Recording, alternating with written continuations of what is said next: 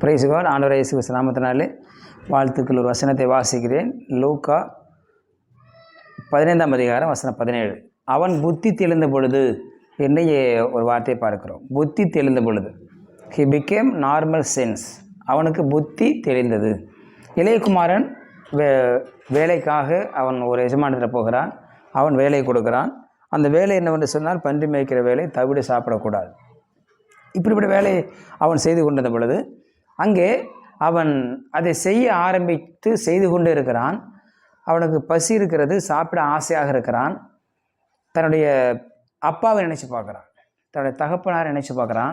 காரணம், அவன் வேலை செய்ய கடினமாக உழைக்க வேலை செய்ய பசி ஏற்படுகிறது. பசிக்கு ஒன்றுமே இல்லை, சாப்பிட ஆசையாக இருக்கிறான். அப்பொழுது இவனுக்குள்ள ஒரு எண்ணம் வருகிறது. அப்பொழுதுதான் புத்தி தெளிந்தது. அவனுடைய புத்தி தெளிந்தது. அப்படி என்றால் ஒரு மனுஷன் தவறு செய்கிற பொழுது அவன் புத்தி மாறி விடுகிறதாக இருக்கிறது. அவன் புத்தி மாறி விடுகிறது. பிசாசானவன் புத்தியை மாற்றி விடுகிறான். இந்த பூமியில் பிறக்கிற எல்லோரும் நல்லவர்கள் தான். ஆனால் பிசாசு யாருக்குள்ளே புகுறானோ அவனுடைய சிந்தனைகள் மாற்றப்படுகிறது. யூதாசுக்குள்ளே பிசாசு புகுந்தான் எழுதப்பட்டிருக்கு. பிசாசு புகுந்தான். அவன் புகுந்த பொழுது அவனுடைய சிந்தனை மாறிவிடுகிறது. பண ஆசையை தூண்டுகிறது. பண ஆசையை தூண்டி இயேசுவை காட்டி கொடுத்தான். 30 வெள்ளிக்காசுக்காக இயேசுவை காட்டி கொடுத்த யூதாஸ் என்று பார்க்கிறோம். ஆகவே அவனுக்கு எப்போ புத்தி தெளிந்தது? காசை வாங்கி கொண்டு அவன் போகிற பொழுது அந்த அவனுக்குள்ளாய் ஒரு குற்ற மனசு உண்டாகிறது. அந்த பணத்தை தூக்கி தேவாலயத்தில் போட்டு விட்டான் என்று பார்க்கிறோம். அப்படி தான் புத்தி தெரிகிறது அவனுக்கு. ஆகவே இயேசுவை காட்டி கொடுக்குற வரைக்கும் அவனுக்கு புத்தி மாறி போயிருந்தது, புத்தி தெளியலை. ஆகவே இந்த பூமியிலே பாவம் செய்கிறவர்கள், கொடுமையான காரியங்கள் செய்கிறவர்களுடைய புத்திகளும் மாறிவிடுகிறதாக இருக்கிறது. இங்கே இளையகுமாரனுடைய புத்தி தெளிந்த பொழுது அவனுக்கு புத்தி தெளிந்தது.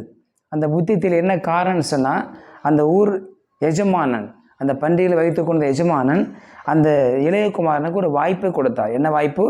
வேலை கொடுத்தார். என்ன வேலை? பன்றி மேய்க்கிற வேலை. அந்த வேலை கொடுத்ததுனால அந்த வேலை செய்து கொண்டே அவன் நினைத்து கொண்டு பார்க்கிறான். நினைத்து பார்க்கிற பொழுது அவனுக்குள்ளே ஒரு சிந்தனை வருகிறது. அப்பொழுது புத்தி தெளிகிறது என்று பார்க்கிறோம். அவனுக்குள்ளே இருந்த புத்தி தெளிந்தது. அவனுக்குள்ளே துன்மார்க்கத்தனமான புத்தி தெளிந்தது. அவனுக்குள்ள இருந்த ஆசையை செலவழிக்கிற புத்தி தெளிந்தது. அவருடைய தகப்பனாரை எதிர்த்து நின்ற அந்த புத்தி தெளிந்தது. தன் நண்பர்களோடு கூட சேர்ந்த பணத்தையெல்லாம் செலவு பண்ணிட்டோமே என்கிற அந்த எண்ணத்திலிருந்து புத்தி அவனுக்கு தெளிந்தது என்று சொல்லி பார்க்கிறோம். ஆகவே அவனுக்கு புத்தி தெளிந்த பொழுது, புத்தி அவனுக்கு தெளிய காரணமானவன் அந்த குடியானவன், அந்த எஜமான். அவன் வேலை கொடுத்ததுனால இவன் திருந்துவதற்கு ஒரு வாய்ப்பு கிடைத்து. வேலை மட்டும் இல்லைன்னு சொன்னால் அவனுடைய வாழ்க்கை வேறு மாதிரி போயிருக்கும். வேலை இல்லைன்னு சொன்னால் அவன் திருந்துவதற்கு வாய்ப்பு கிடைத்திருக்காது. இன்றைக்கி அநேகர் நம்முடைய தேசத்தில் திருந்தாதற்கு காரணம் பொல்லாதவர்களை நம்ம ஏற்றுக்கொள்ளாததுனால தான். தவறு செய்கிறவர்களை ஏற்றுக்கொள்ளாதனால தான். தவறு செய்கிறவர்களை ஏற்றுக்கொண்டோம் என்று சொன்னால் அவர்களுக்குள்ள ஒரு குற்ற உணர்வு உண்டாகும். நன்மை செய்தோம் என்று சொன்னால் குற்ற உணர்வு உண்டாகும். நான் இப்படி பொல்லாத காரை செய்துவிட்டு வந்து விட்டேனே என்று சொல்லி பொல்லாத காரை உண்டாகும். என்னிடத்தில் ஒரு வாலிபன் பணம் கேட்டார்.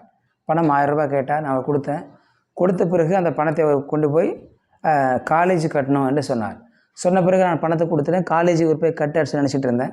ஆனால் கொஞ்சம் நாட்களுக்கு பிறகு அவர் இயேசு இடத்தில் கொஞ்சம் வர ஆரம்பித்தார்.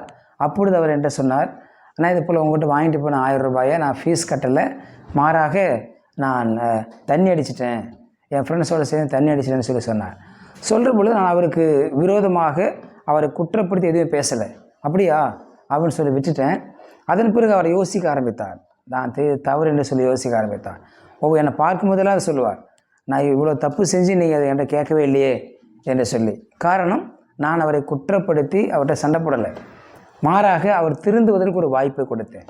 இந்த எஜமான், இந்த குடியானவன், பன்றிகளை வைத்து கொண்டிருந்த இந்த எஜமான் அவனுடைய குற்றங்களை சுட்டி காட்டாமல் அவனுக்கு ஒரு வேலையை கொடுத்தார். வேலை கொடுத்ததுனால அவனுக்கு ஒரு குற்ற உணர்வு வந்தது. புத்தி தெளிந்தது என்று பார்க்கிறோம். புத்தி தெளிந்தது. இன்றைக்கி அநேகருக்கு புத்தி தெரியாததற்கு காரணம் என்னென்னு சொன்னால், நாம் திருந்துவதற்கு வாய்ப்பை கொடுக்கவில்லை. ஆண்டவராகிய இயேசு கிறிஸ்து கடைசி வரைக்கும் வாய்ப்பு கொடுத்தார். யூதாஸ் காரியத்துக்கு வாய்ப்பு கொடுத்தார். பேதுருக்கு வாய்ப்பு கொடுத்தார். ரோம சேவகன் அவரை ஈட்டியால் குத்தினவனுக்கு வாய்ப்பு கொடுத்தார். God is a God of giving chance. வாய்ப்புகளின் தேவனாக நம்முடைய தேவன் இருக்கிறார். வாய்ப்புகளை கொடுக்கிற தேவனாக. ஒரு நாள் திருந்த மாட்டானா என்று சொல்லி ஏக்கத்தோடு இருக்கிறார். ஒரு நாளுக்கு என்கிட்ட வரமாட்டானா என்று சொல்லி ஏக்கத்தோடு ஆண்டவராக இயேசு பார்த்து கொண்டிருக்கிறார். இன்றைக்கி நம்ம எல்லாம் இடத்துல வரும்படியாக அவர் விரும்புகிறார். அவர் நமக்கு வாய்ப்புகளை கொடுக்கிறார். தவறு செய்தவனை தள்ளி விடுகிற தேவன் அல்ல, அவர்களை அணைத்து கொள்கிற தேவனாக இருக்கிறார். அவளை சேர்த்து கொள்கிற தேவனாக இருக்கிறார். இன்றைக்கி அநேகருடைய புத்தி மங்கி போயிருக்கிறது. அநேக மதவாதிகளுடைய புத்தி மங்கி போயிருக்கிறது. அநேக அரசியல்வாதிகள் புத்தி மங்கி போயிருக்கிறது.